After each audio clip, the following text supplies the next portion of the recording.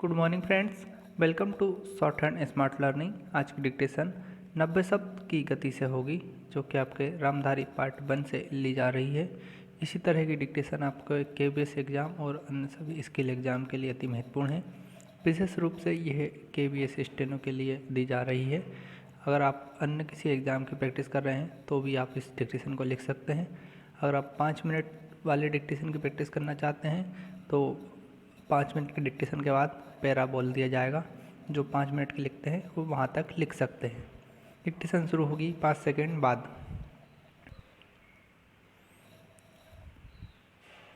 Start. उपाध्यक्ष महोदय, अगर भारत की आर्थिक व्यवस्था को हम देखें तो यह कहने में कोई त्रुटि नहीं होगी कि कृषि उसका आधार है।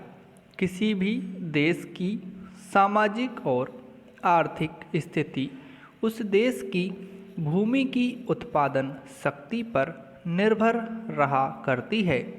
यदि भूमि की उत्पादन शक्ति में कोई कमी हो जाती है तो उस देश की आर्थिक और सामाजिक स्थिति में भी कुछ परिवर्तन आरंभ हो जाता है। कृषि भारत के लिए एक आर्थिक व्यवस्था ही नहीं है, यह एक संस्कृति भी है। जो लोग आंदोलन में विश्वास रखते हैं, इनको पता ही होगा कि जितने भी आंदोलन इस देश में होते हैं वे समाज के नाम से, धर्म के नाम से, जाति के नाम से या राजनीति के नाम से होते हैं। ऐसे आंदोलनों में कोई भी समाज शामिल हो, लेकिन कृषि समाज उसमें शामिल नहीं होता है।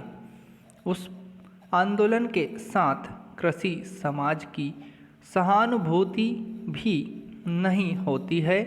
इसलिए यदि सभी बातों को ध्यान में रखकर हम देखें तो इस देश के लिए यह आवश्यक होगा कि हमारी संस्कृति की रक्षा के लिए और जीवन प्रणाली की रक्षा के लिए कृषि पर विशेष ध्यान दिया जाए। कृषि के क्षेत्र में वर्ष काफ़ी प्रगति हुई है।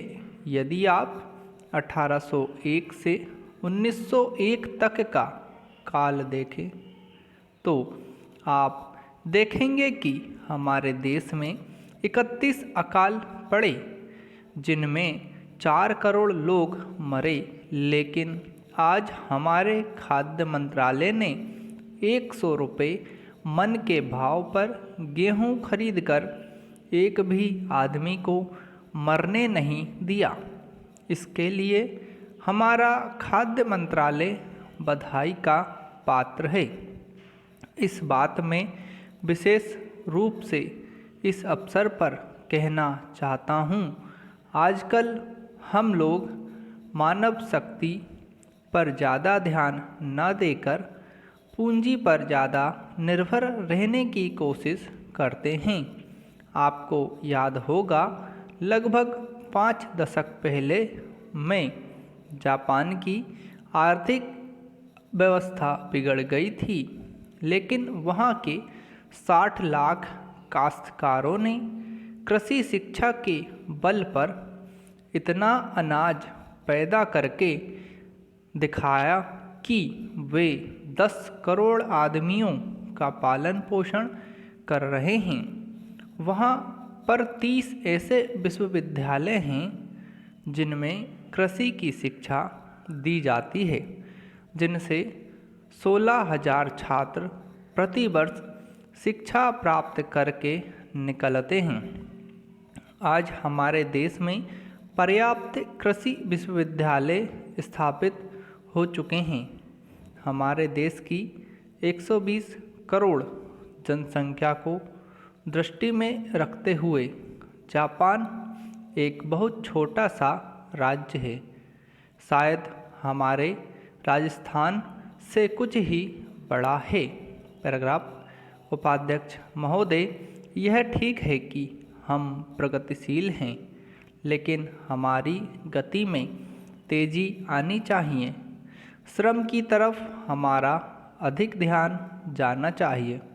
जो पंचवर्षीय योजनाएं हमने बनाई हैं, उनमें हमारा लक्ष्य केवल यह नहीं था कि हम अधिक अन्न पैदा करें। हमारा लक्ष्य यह भी था कि अच्छे आदमी पैदा करें, जिससे कि भारत में रहने वाले प्रत्येक नागरिक का ठीक विकास हो। मैं इस बात से सहमत हूँ कि राज्यों में जहाँ बहुमत के आधार पर विरोधी दलों की सरकारें हैं, उनको तोड़ने का अधिकार केंद्र को नहीं होना चाहिए। लेकिन फिर भी हमें स्थिति को देखते हुए भेद करना चाहिए। गुजरात की सरकार टूट गई, इसके लिए हमको अफसोस नहीं करना चाहिए। जहाँ तक इस बिल का संबंध है, मैं इसकी कमियों की तरफ आपका ध्यान दिलाना चाहता हूँ, इससे कि आपको उसे ठीक करने की प्रेरणा मिले और इसको आप ठीक करके वहाँ का काम चलाएं। इसका आशय यह भी नहीं है कि जो पार्टी सरकार चलाती है वह सब सही काम करती है, लेकिन फिर भी मैं यह मानता हूँ कि जो गुजरात की सरकार टूट गई वह अच्छी बात हुई है। गुजरात के लिए आपने संसद सदस्यों की जो समिति बनाई है वह एक ठीक कदम है, लेकिन इस बात का आश्वासन भी आपको देना चाहिए कि राज्य और जिला स्तर पर जो समितियां आप बनाते जा रहे हैं उनको सर्वदलीय बनाएंगे, ताकि जनता की जो कठिनाइयां हैं वे आपके सामने प्रत्यक्ष रूप से आ सकें और उनकी भावना के अनुसार वहाँ पर कुछ काम हो सके।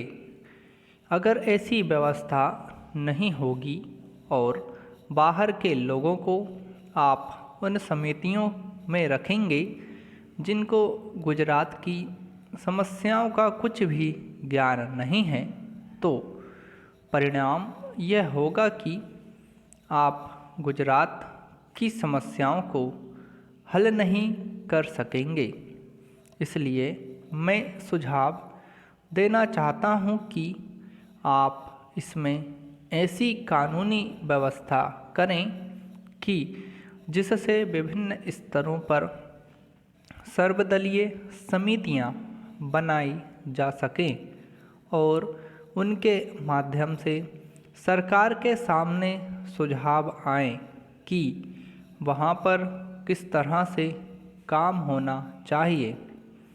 गुजरात औद्योगिक मामलों में अन्य राज्यों से थोड़ा भिन्न है, फिर भी वहाँ की स्थिति यह है कि आज भी प्रति व्यक्ति आय 300 रुपये से अधिक नहीं है। आज गुजरात में अन्य राज्यों के मुकाबले सबसे अधिक कर लगे हुए हैं। यह उचित नहीं है। समाप्त।